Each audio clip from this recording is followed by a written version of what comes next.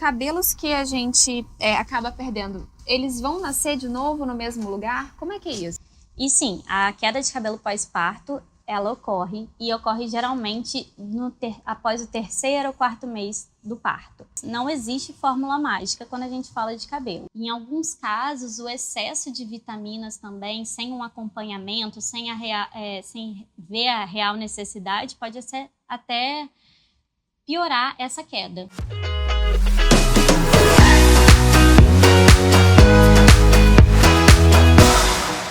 Você sabia que, em média, a gente perde de 50 a 100 fios por dia e que isso impacta na saúde de muitos homens e mulheres? Se esse é um problema que também acontece com você, para conversar com a gente hoje, está aqui comigo Laís Brandão, que é dermatologista e especialista também nessa parte capilar, né, Laís? Isso. Seja muito bem-vinda. Obrigada. E conta pra gente, tem alguma questão genética para queda acontecer? Sim. Na verdade, o crescimento capilar ele está influenciado diretamente com a genética. Para entender um pouquinho, a gente tem que pensar no ciclo capilar. Tem a fase de crescimento, a fase de repouso e a fase de queda. Essa fase de crescimento é chamada de fase anágena e ela é diretamente ligada à questão genética. Então, o comprimento do cabelo, por exemplo, está relacionado com a duração dessa fase. Então, quem tem o cabelo mais longo, ela é porque essa fase anágena é uma fase mais longa. Então, isso é genético, não tem como a gente mudar. Entendi. Então, uma pessoa que tem o cabelo mais longo, pode ser que seja dela mesma Exatamente. essa fase maior. Uhum. Interessante. E a alimentação influencia? Com certeza, né? Os diversos nutrientes, minerais, vitaminas estão ligados intimamente às fases do ciclo capilar. Então, na deficiência de algum deles, pode sim influenciar e gerar uma queda ou atrapalhar sim o crescimento. E os homens, eles são um público muito crescente também na busca desses tratamentos, né? É uma porcentagem muito grande, em torno de 40%? Exatamente. Os homens têm cada vez mais se importado com essa questão do cabelo. A gente fala que o cabelo é a moldura do rosto. Então, eles estão cada vez se importando mais quando começam a ficar mais carecas e têm procurado cada vez mais cedo o dermatologista. Quando a gente fala em porcentagem de incidência de queda, vai depender de qual tipo de queda a gente está falando. Mas quando a gente fala na alopecia androgenética, que é a calvície, realmente a idade que ocorre aproximadamente é de 20 a 30 anos que ela pode iniciar. Sim. E a gente tem remédio para isso, né? Sim. Né, Laís? Temos tratamentos já consagrados com respostas excelentes. E assim, eu vejo que a polêmica é um dos mais famosos, né? Em relação a alguma coisa de impotência sexual, disfunção sexual, diminuir a fertilidade. Quebra esse mito pra gente. Então, quando a gente fala da calvície, a gente tem que pensar que ela é uma alopecia androgenética. O que é isso? Tem a influência hormonal. Então, o tratamento padrão ouro são os antiandrogênicos. Quando eu vou iniciar um tratamento com o paciente, eu deixo bem claro que esse medicamento é de fundamental importância. A gente não tem como abrir mão. Mas muitos deles ficam com medo mesmo, principalmente por conta dessa questão sexual.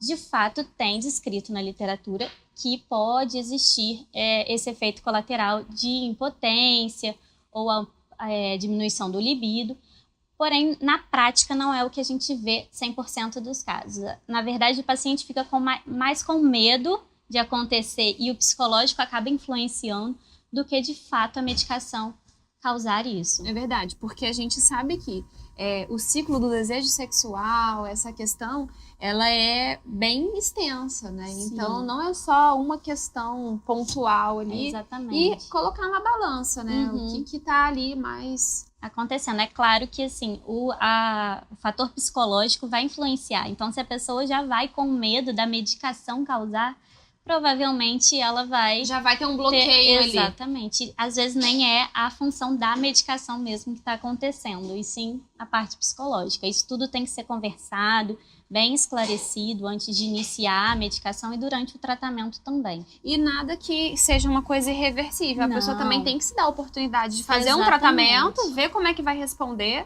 para depois avaliar. Ela pode interromper o tratamento também, né, Laís? Com certeza, e sem medo mesmo. Se a queda de cabelo, as entradas, a careca tá incomodando, realmente e você quer buscar um tratamento, a gente vai ter que entrar com essas medicações.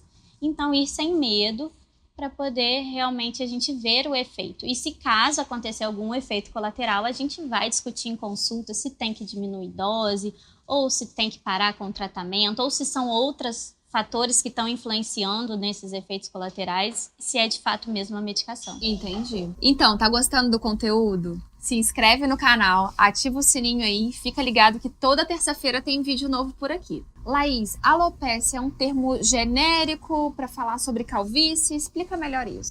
Na verdade, a alopécia é um termo que abrange todas as causas de queda capilar. A calvície é uma delas, é a alopécia androgenética. Então, a gente pode classificar as diversas causas de alopécia, mas não é só a calvície. Temos outras infinitas causas.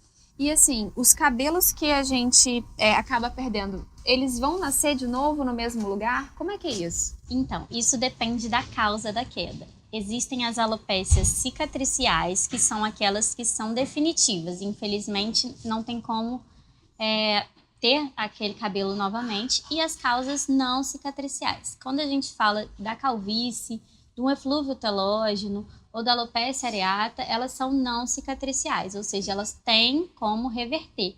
Mas isso vai depender de um diagnóstico precoce, de um tratamento precoce também. Por isso é importante procurar logo o médico para fazer esse diagnóstico. Tá. Em relação a tratamento que a gente vê com produtos químicos ou às vezes com formol, a gente sabe que isso não é saudável, mas também pode provocar queda capilar. Com certeza. As progressivas, escovas definitivas que utilizam formol e os derivados do formol também, elas podem prejudicar tanto na queda, causando uma queda de cabelo, causando afinamento do fio e até sensibilizar o couro cabeludo, causar dermatite de contato, alergias. Então, realmente é prejudicial, a gente não indica fazer. Entendi. E quais são os tratamentos que a gente tem, assim, né? A gente falou de medicamentoso, mas também tem transplante, também tem várias coisas de tratamento disponível. Sim, hoje em dia a gente tem no mercado uma gama de tratamentos. Cada dia vem lançando uma coisa nova. Então temos tratamentos orais, tratamentos tópicos que o paciente vai fazer em casa, tratamentos injetáveis em consultório. E aí tem as diversas formas de fazer essa injeção direto no couro cabeludo. Também temos o transplante capilar e a terapia capilar também. Laís, lá no seu espaço, lá na sua clínica, você tem um lugar que você atende e faz terapias assim para seus pacientes, né? Exatamente. A gente tem um spa capilar, que nada mais é que um complemento ao meu tratamento médico. Então, o paciente passa por uma consulta comigo, eu faço o diagnóstico, proponho o tratamento tanto em casa quanto em consultório e gosto de associar o spa porque ele vai potencializar os meus resultados. Entendi, muito legal. E tem o tratamento, assim, a pessoa vai uma vez na semana, como é que funciona isso? Isso vai depender. Antigamente a gente ficava muito engessado quando a gente falava para alguns grupos, por exemplo, gestantes, quando tem queda de cabelo, o que eu posso usar? Não pode usar medicação, né? Você sabe muito bem disso. E elas ficam realmente desesperadas. E o spa capilar veio como uma alternativa para isso. Então, dependendo do paciente, da causa, da queixa, a gente propõe um protocolo de tratamento. Ele pode ser semanal ou quinzenal, mas normalmente nessa faixa. Entendi. E assim, a procura de tratamento para queda capilar com transplante capilar, porque você também pega esse público, né? Embora não faça essa cirurgia. Sim. Vem crescendo também por mulheres, né? Muito. A gente pode sim realizar o transplante capilar em mulheres, ainda não é o maior público, os homens continuam sendo o público-alvo desse tratamento, por ser um tratamento cirúrgico, onde a gente extrai o folículo do próprio paciente e implanta nas áreas de alopécia. é um tratamento mais invasivo. Claro, com resultados excelentes, mas também não exclui o tratamento oral, que a gente tem que fazer um acompanhamento e tem que continuar com o tratamento padrão ouro, com antiandrogênicos. Então não é só achar que vai lá fazer o transplante capilar e acabou, né? Não, infelizmente não tem fórmula mágica. Não, tem que continuar. Tem que continuar. E, inclusive, a terapia capilar acaba sendo um complemento. Até no pós-transplante, a gente tem protocolos para esses pacientes também, potencializando os resultados sendo ainda melhores. Os produtos veganos, eles estão crescendo cada vez mais no mercado. O que você acha disso? Eles são eficientes? Eles são eficazes? Então, essa causa tem crescido bastante, tem se tornado popular e eu acredito muito nela, né? Tanto os produtos veganos, orgânicos, livres de testes em animais. Lá na clínica, a gente tem uma linha exclusiva de produtos totalmente orgânicos e os resultados são, sim, fantásticos. Que legal, muito bom, né? Você vê que a gente está consumindo um produto e que está avançando, né? Na causa ambiental também. E em relação à queda de cabelo pós-parto, essa é uma queixa que eu recebo constantemente, né? Sim. Porque, igual você falou, tem medicamentos, suplementos vitamínicos que não podem ser realizados durante a gravidez para essa questão. E após o parto, a gente também tem que tomar cuidado. Exatamente. Temos algumas restrições aí durante a amamentação também. E sim, a queda de cabelo pós-parto, ela ocorre e ocorre geralmente após o 3º ou 4º mês do parto. Ela é uma associação de fatores causais, tanto as alterações hormonais, como a demanda metabólica da amamentação, como o estresse do mecanismo de parto, seja ele cirúrgico ou não. Então, essa associação vai sim causar essa queda, que acaba sendo fisiológica, após 3, 4 meses. E a procura é sempre grande e as mulheres ficam desesperadas mesmo. E tem também, então, tratamentos que a gente pode fazer lá no espaço com você e também avaliar um exame laboratorial, ver a suplementação que a gente pode fazer, individualizar, né? Isso é fundamental. A gente sabe que no processo da gravidez acaba tendo uma demanda e às vezes são necessários a reposição de nutrientes, minerais, vitaminas. E no pós-parto também, a gente não pode esquecer, né, de avaliar isso. Então, os exames complementares são fundamentais para a gente repor o que a paciente está precisando, porque são esses nutrientes que vão influenciar diretamente na queda do cabelo também. E o estresse também influencia demais nisso, na queda capilar, né, Laís? Com certeza. A gente sabe que o estresse, tanto psíquico como físico, é fator causal do eflúvio telógeno. Mas ele também é gatilho para diversas causas de alopécia. Tanto doenças autoimunes como a alopecia areata têm relação íntima com o estresse. Sim. Eu acho importante a gente falar que a suplementação vitamínica, ela deve acontecer sob supervisão, né? E a gente fazer uma avaliação desses componentes, dessa suplementação, porque não é toda vitamina que vai ser boa para o cabelo. Exatamente. Eu sempre falo para os meus pacientes, não existe fórmula mágica quando a gente fala de cabelo. Não é aquela balinha gostosa que a gente vai comer e que vai melhorar a sua queda. A gente tem que sim fazer um diagnóstico completo através da tricoscopia, né, que é um exame que a gente consegue visualizar o couro cabeludo em maior aumento, então a gente consegue ver a característica ali do que pode estar acontecendo e os exames laboratoriais são fundamentais. Cada paciente vai ter uma demanda. Então, o que está faltando para você é diferente do que está faltando para mim. Então, não existe uma medicação genérica que vai ser boa para todo mundo.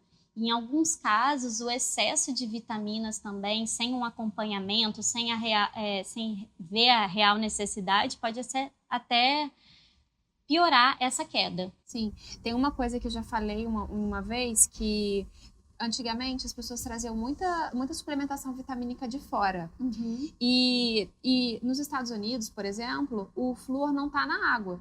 Ele vinha nessas suplementações. E aí a paciente gestante fazia uso dessas medicações, acabava que ficava com excesso de flúor que poderia fazer mal para ela e para o bebê. O bebê poderia nascer com um dente com alterações. Então é muito sério isso, né? Muito sério mesmo. E a gente sempre fazer algum medicamento sob supervisão. Com certeza. É medicamento, então tem que ter acompanhamento médico. É verdade. Não é uma bala, não é um suplemento vitamínico, não vai fazer mal. Sim, pode fazer. E isso pode piorar a sua queixa. É verdade. Bom, muito obrigada por você estar aqui com a gente. Obrigada pelo convite. A gente tem vídeo toda terça-feira aqui no canal da Drogaria Moderna. Então, espero que a gente possa bater mais papos, que você volte para a gente falar sobre outros assuntos. Eu acho que foi muito legal. Muito obrigada. Obrigada, Lívia, pelo convite. Adorei participar. Muito obrigada. Então, se inscreve no canal, que toda terça-feira tem vídeo novo para você. Momento Moderna. Toda terça-feira um vídeo novo aqui no canal. Se inscreva, ative o sininho e fique por dentro de todas as novidades. Um oferecimento: Bounty Cosméticos, esmaltes hipoalergênicos, veganos, cruelty-free e livre de parabenos. Produtos disponíveis na Moderna Mega Store. Para mais informações, aponte a câmera do seu celular para o QR Code na tela.